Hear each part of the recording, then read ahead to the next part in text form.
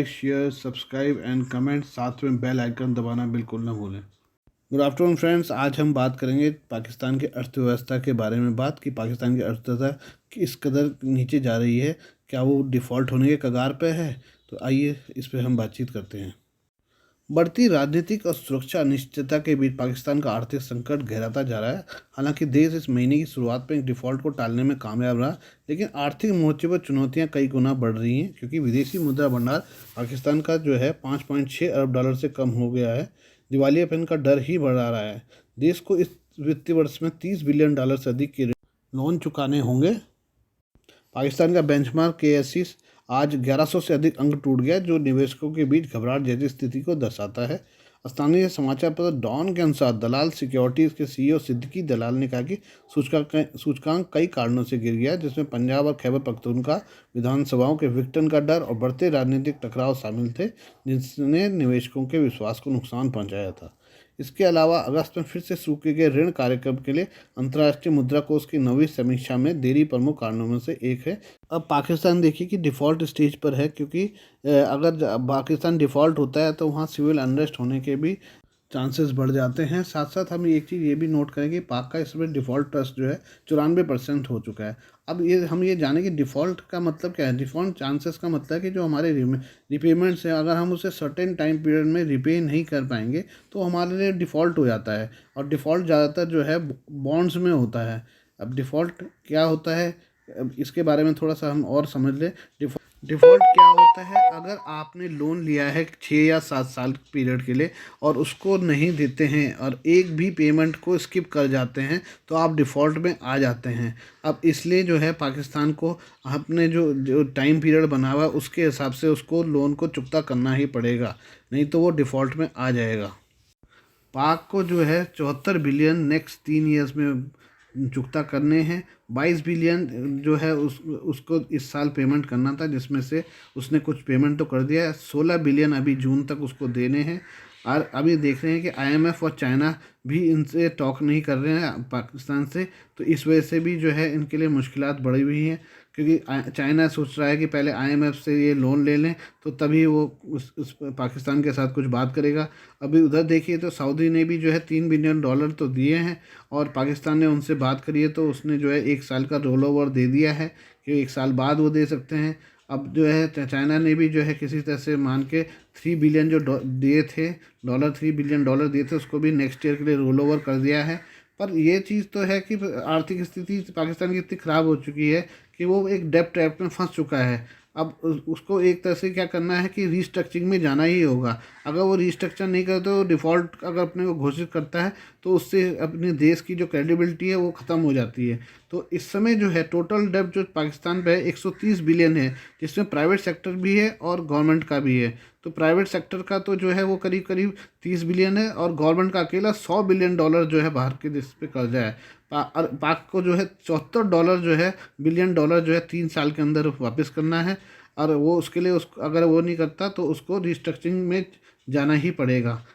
मतलब ये है कि पाकिस्तान को चाइना आईएमएफ के साथ बैठना चाहिए और उनसे सलाह मशवरा करना चाहिए कि देखिए हम डिफ़ॉल्ट नहीं घोषित करना चाहते। उससे दोनों का किसी का भी फ़ायदा नहीं है कि डिफ़ॉल्ट में जो है इनको पैसा नहीं देना पड़ेगा, पर ये अपने आप से इनकी क्रेडिबिलिटी ख़त्म हो जाएगी पाकिस्तान की। तो ये जो अगर ये उसकी जगह जो है बैठ के सलाह मशवरा कर लें कि 3 साल तक ये कुछ नहीं दे पाएंगे पाकिस्तान, और साथ में जो है वो उनका रेट भी थोड़ा सा कम कर दे तो ये धीरे धीरे करके जो है अपना पैसा चुका देंगे, तो दोनों के लिए फ़ायदा होगा।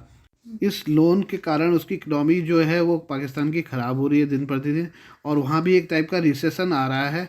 और ये देखिए कि पाक का जो डॉलर है उसकी स्थिति इतनी बुरी हो चुकी है कि जिस समय इमरान खान आए थे उस समय इमरान खान थे उस समय 118 रुपये डॉलर का रेट चल रहा था, और इस समय जो है पाकिस्तान का जो है 240 रुपये पे चला गया है डॉलर का रेट। तो ये सोचिए कि उनके पैसे की वैल्यू क्या कितनी नीचे आ गई, यानी कि उनकी जीडीपी में कितना बड़ा फ़र्क पड़ रहा है।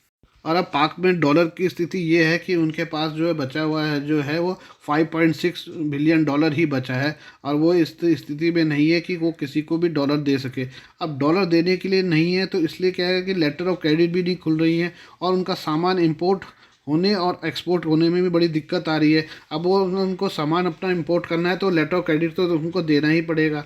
और अब उससे क्या है कि अगर सपोज़ आप ये मान के चलिए एग्जाम्पल के लिए कि कोई कार बनाने वाली कोई कंपनी है, उसको कोई पार्ट चाहिए जो पाकिस्तान में कार कंपनी है, तो वो उसकी एलसी खुल नहीं पा रही है, और एलसी खुल नहीं पा रही है तो वो पार्ट जो है वो उनको मिल नहीं पा रहा है टाइम पे। इससे क्या हो रहा है, उसका इम्पैक्ट जो है गाड़ी बनाने में हो रहा है, और गाड़ियाँ जो है कम बन रही हैं। कम बन रही है तो क्या है कि उसका असर जो है वहाँ पर जो काम करने वालों की उनको तनख्वाह भी देनी है।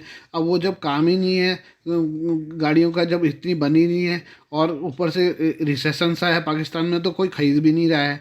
इस वजह से क्या है कि उनको गाड़ियाँ कम बनानी पड़ रही हैं। साथ साथ इस वजह से वो ले ऑफ भी कर रहे हैं, वहाँ अनएम्प्लॉयमेंसी भी बढ़ रही है। और ये तो एक फैक्टर है। दूसरा फैक्टर वहाँ गैस और इलेक्ट्रिसिटी का भी है, क्योंकि इसकी एनर्जी क्राइसिस भी वहाँ एक बहुत बड़ा मुद्दा है, और इस वजह से कंपनीज जो है शट डाउन कर रही हैं। तो एम्प्लॉयमेंट बड़ी तेज़ी से वहाँ बढ़ रहा है और ले ऑफ हो रहे हैं। तो उससे क्या है कि वो उनकी तनख्वाह नहीं दे पा रहे हैं, और मार्केट में प्रोडक्ट की डिमांड नहीं है, क्योंकि जो है जब जाहिर सी बात है, जब उनके पास पैसा नहीं है तो खरीदने वालों के पास भी जब नौकरियां नहीं है तो वो खरीदेंगे क्या। और इस साथ साथ हमने ये भी देखा है कि वहाँ अभी आजकल जो है रिसेंटली बहुत तगड़ा फ्लड आया है, जिसकी वजह जो है 40 बिलियन का इंफ्रास्ट्रक्चर जो है नुकसान हुआ है, जिसमें पुल और सारी सड़कें जो है वो तबाह हो गई हैं, जिस वजह से भी एक तरह से पाकिस्तान पे बहुत ज़्यादा आर्थिक नुकसान का डर है।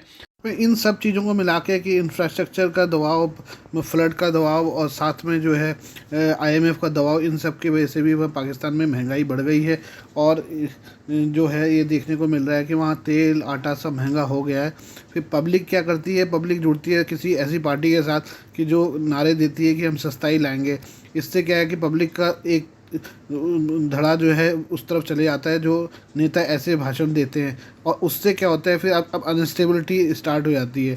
अब जो है पाकिस्तान में ऐसा ही कुछ हो रहा है। अब देखिए इमरान खान जो है वो गवर्नमेंट के ख़िलाफ़ हो रखा है, वो बोल रहा है कि इलेक्शन जल्दी से जल्दी कराए जाएं, और इसी में जो है वो हज़ारों लाखों लोगों की भीड़ को लेके जो है रोड पे रहें। और इससे क्या हो रहा है कि गवर्नमेंट भी टाइम बाई कर रही है कि इलेक्शन वो अभी कराना नहीं चाहती है, ताकि कि इमरान खान को वो किसी तरह से भारी बहुमत से ना जीतने दे, और अपनी पोजीशन भी स्ट्रॉन्ग कर लें। और इसी गुत्थम गुत्था में सारी पार्टीज एक तरफ हैं और इमरान खान की पार्टी एक तरफ है, और इससे पॉलिटिकल इंस्टेबिलिटी बनी हुई है। वहाँ कुछ काम ऐसा कुछ हो नहीं पा रहा है, संसद चल नहीं रही है, क्योंकि अपोजिशन ही घर में बैठा हुआ है। तो उससे क्या हो रहा है कि जो है जो इकोनॉमिक के लिए जो कुछ उनको कुछ करना भी था, वो कुछ हो नहीं पा रहा है कोई, और आर्थिक स्थिति बदहाल होती जा रही है। पर कुछ इकोनॉमिक्स का मानना है कि पाक डिफ़ॉल्ट नहीं होगा, क्योंकि डिफ़ॉल्ट बॉन्ड मार्केट में होता है, जबकि पाक के ज़्यादातर लोन 65% लोन जो है वो मल्टीलेटरल हैं। जैसे आईएमएफ एडीबी को देना है इन्होंने, कुछ 22% जो है बायलेटरल हैं, जैसे चाइना हो गया, सऊदी अरेबिया हो गया, और $9 बिलियन के करीब बॉन्ड हैं, जिससे डिफ़ॉल्ट की सिचुएशन बनती है। पर अभी ये मैच्योर होने में टाइम है। एक था जिसकी मैच्योरिटी 22 मार्च को पूरी हुई थी, जिसका कि पाकिस्तान की स्टेट बैंक ने पूरा पेमेंट कर दिया था। तो इसलिए अभी ये सिचुएशन नहीं है कि वो डिफ़ॉल्ट कर जाएगा पाकिस्तान। पाक की इकोनॉमिक जीडीपी पहले नवाज शरीफ के टाइम तक स्टेबल थी, पर पिछले 4 साल जब कैप्टन इमरान साहब आए तो पर कैपिटल जीडीपी फ्री फॉल हो गई और अपनी 1/3 वैल्यू खो चुकी है। जब इमरान आए थे उस समय डॉलर 118 रुपये पर था, और आज जो है 240 रुपये पर पहुंच गया है। स्टॉक मार्केट गिर रहा है, बजट डेफिसिट बढ़ रहा है, गवर्नमेंट एक्सपेंडिचर इस कदर बढ़ चुका है कि इनकम तो कम है और एक्सपेंडिचर ज़्यादा है। टैक्सेस रिच लोग बहुत कम देते हैं पाकिस्तान में। ट्रेड डेफिसिट भी बहुत बढ़ गया है, क्योंकि सब चीज़ बाहर से ही इंपोर्ट होती है और एक्सपोर्ट बहुत कम होता है। इस वजह से दबाव जो है फॉरेन रिजर्व पर पड़ा है और वो डिप्लीट हो गया है। इमरान ने एक पॉपुलर बनने के चक्कर में सब्सिडीज़ दी, पेट्रोल डीजल पर बहुत ज़्यादा सब्सिडीज़ दे दी, जिस वजह से क्या है कि इकनॉमी पे बहुत ज़्यादा फ़र्क पड़ गया, और पाकिस्तान को जो है उस सब्सिडी को पूरा करने के लिए और जगह जैसे आईएमएफ, चाइना और सऊदी अरबिया से लोन उठाना पड़ा है। अब इसी वजह से जो है धीरे धीरे करके जो है पाकिस्तान की इकनॉमी जो है गर्त में जा रही है, क्योंकि उसको जो है लोन लेने की एक आदत सी बन गई है, और अपने देश में मैन्युफैक्चरिंग या कुछ ऐसा चीज़ नहीं कर रहे जिससे कि वो एक्सपोर्ट कर सके। पाकिस्तान को करना यह है कि अपना इंपोर्ट जो है वो कम करे, और जो है जो बजट डेफिसिट है उसको भी कम करना पड़ेगा, और जो फ्री बीज की तरह इन्होंने जो सब्सिडीज़ दी है उस पर लगाम लगानी पड़ेगी, तभी ये अपनी इकोनॉमी को थोड़ा बचा पाएंगे, नहीं तो बहुत मुश्किल है, नहीं तो ये कभी भी डिफ़ॉल्ट में जा सकता है।